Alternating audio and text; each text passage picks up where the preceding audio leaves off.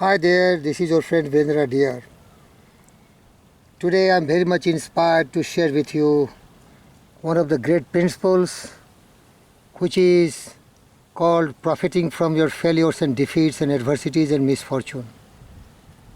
If you are a person who has a definite purpose in life and you have applied faith, you are believing that whatever you have dreamed and desired you are going to be crowned with success, you have to face innumerable numbers of defeats, failures, adversities, misfortune.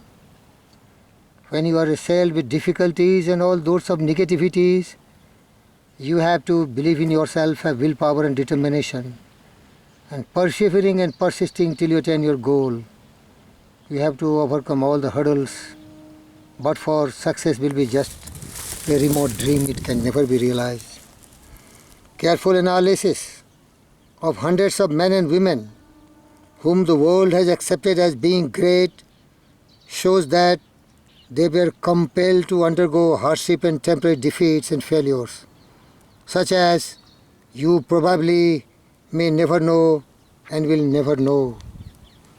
Just peep into the history and you will find all the greats, they have the foundation where it was a lot of negativities, but they converted all these stumbling blocks into stepping stones and they become great and successful. This is the law of the nature. When divine intelligence wants a great man or woman to render some needed service in the world, the fortunate one is testing, and through some form of failures, defeats, adversities, misfortune, and all sorts of negativities, to test the patience, to test the willpower and determination and daring. If you are undergoing what you believe to be your failure, you must have patience. You must try to believe in yourself. And you look into the history that those who were faced by so much problems, and once they have courage, they stood on the course and they fight it out, all the frustrations, fear, doubts, they came out flying color. You may be passing through your testing time.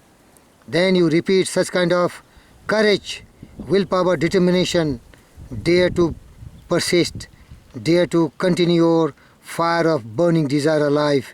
You are bound to be successful.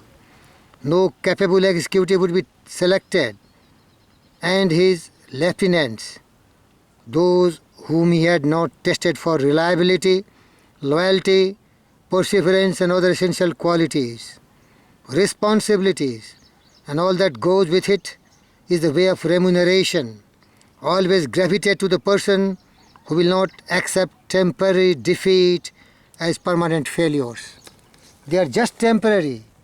Be brave, face it, and you will be successful. And then you can see the message conveyed by the poem. The test of a man is the fight he makes, the greed that he daily shows, the way he stands on his feet and takes fate's numerous bumps and blows. A coward can smile when there is naught to fear, when nothing is progress bars, but it takes a man to stand up and cheer while some other fellow stars.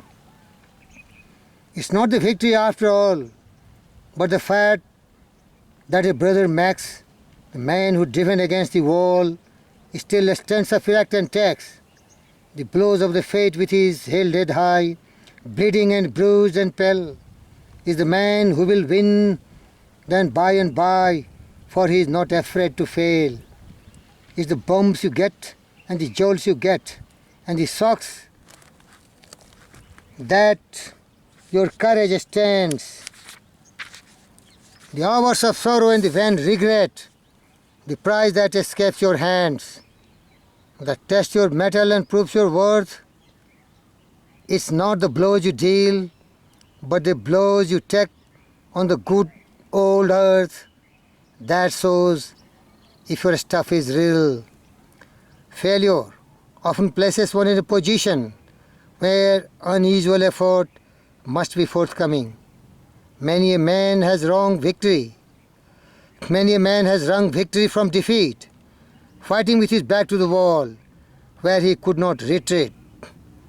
If you take one example of a great warrior, Julius Caesar had long wished to conquer the British island. He quietly sailed his soldier-laden ships to the British island, unloaded his troops and supplies, then gave the order to burn all his ships. Calling his soldiers about him, he said, "Now it is win to perish. We have no choice." They won. Men usually win when they made up their mind and they are so determined and they have so strong willpower because they know they have burned the bridges and they have left no scope for retreat. There is only one win or perish, victory or death, do or die. So, dear friends, once you are being tested for all your great essential qualities of a brave man, you must burn your bridge behind you and observe how well you work when you know that you have no retreat. Then you are successful, then you are great, then you are victorious, then you are Julius Caesar, you are Napoleon the Great, you are Alexander the Great. I love you and thank you very much. You are always success. Tread down all difficulties and dangers. When assailed by difficulties, hindrances, obstacles, misfortune, do never beguile to surrender, and always strive, seek, find, and not to yield in your lifetime. Thank you very much.